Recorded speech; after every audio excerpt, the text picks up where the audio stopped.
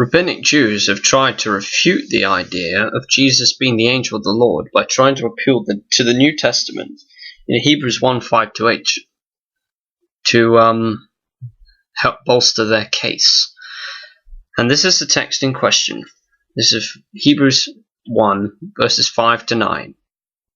Quote, "For to which of the angels did God ever say, 'You are my son, today I have become your father'? Or again, 'I will be his father and he will be my son'? And again, when God brings his firstborn into the world, he says, 'Let all God's angels worship him.' In speaking of the angels, he says he makes his angels spirits and makes his servants flames of fire. But about the Son, he says, 'Your throne, O God, will last forever and ever. The scepter of justice will be the scepter of your kingdom. You have loved righteousness and hated wickedness. Therefore, God, your God, has set you above your companions by anointing you with the oil of joy,'" unquote. However, I believe I've found the answer to this problem, considering I'm not limited to one testament or another, seeing there's one consistent unit. One of the conclusions I came to was this: Jesus being called the angel of the Lord is not a contradiction of Hebrews 1. The chapter says, "To which of the angels was called son, and let all the angels worship him." Jesus is God, and as the angel of the Lord took on human form, hence why the angel of the Lord doesn't appear in the New Testament. The angel of the Lord, though not called son in the Old Testament, is called son by the Father in the New.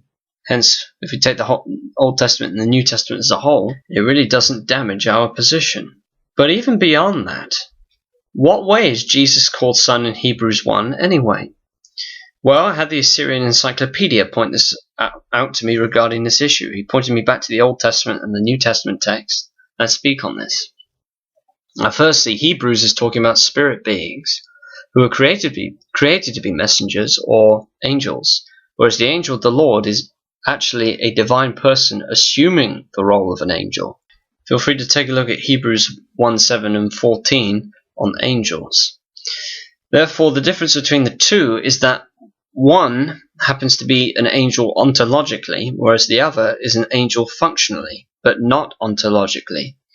In other words, the difference is one angel is one in action, and the other is, as to his nature, an angel.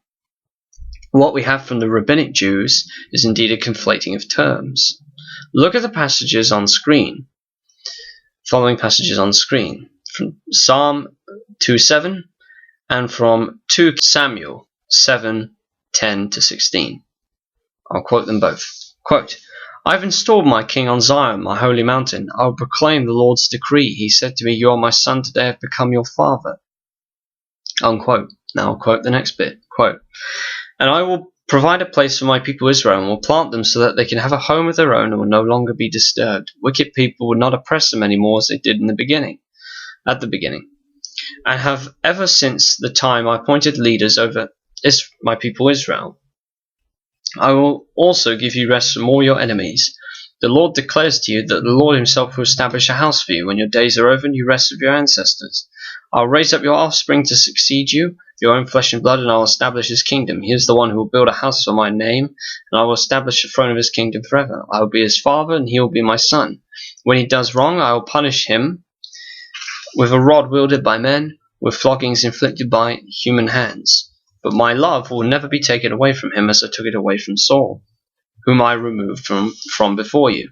Your house and your kingdom will endure forever before me. Your throne will be established forever." Unquote. Within these texts, they refer to the coronation of the kings Solomon and David. This is royal sonship. Although Jesus was the Son from eternity, the sonship that is spoken of in Hebrews 1:5-8 is sonship in terms of his coronation, which occurred after his resurrection and sat at the Father's right hand. All three events I've mentioned are to do with the coronation of the king: David, Solomon, and the Messiah himself. God never calls angels sons in this sense. However, he does call Jesus this. Also, in Luke 1, note the following, from verses 30-33, quote, "But the angel said to her, 'Do not be afraid, Mary, you have found favor with God. You will conceive and give birth to a son, and you are to call him Jesus.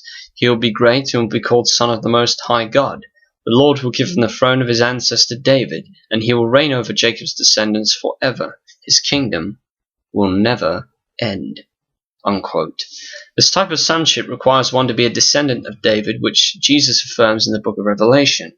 A distinction between the two sonships is obviously there when you cross-reference the statements given in Psalm 2 and 2 Samuel 7.